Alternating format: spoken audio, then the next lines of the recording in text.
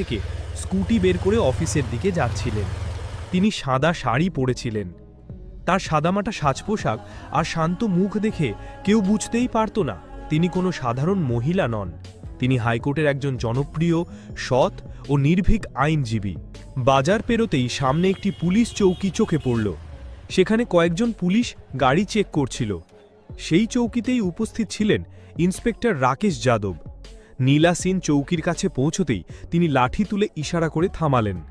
নীলা সেন সঙ্গে সঙ্গে স্কুটি সাইডে দাঁড় করালেন। ইন্সপেক্টর রাগান্বিত কণ্ঠে বললেন, ও ম্যাডাম, কোথায় যাচ্ছেন? হেলমেটও পরেননি, ওপর থেকে স্কুটি এত জোরে চালাচ্ছেন, এবার তো চালান দিতেই হবে। নীলা সেন শান্ত স্বরে বললেন, স্যার, আমি কোনো নিয়ম ভাঙিনি, আমি মাত্র 20 কিমি গতিতে যাচ্ছিলাম। হেলমেট নেওয়া তাড়াহুড়োয় ভুলে গেছি, এটা আমার ভুল, আমি মানছি, কিন্তু এত বড় অপরাধ নয় যে আপনি চালান কাটবেন।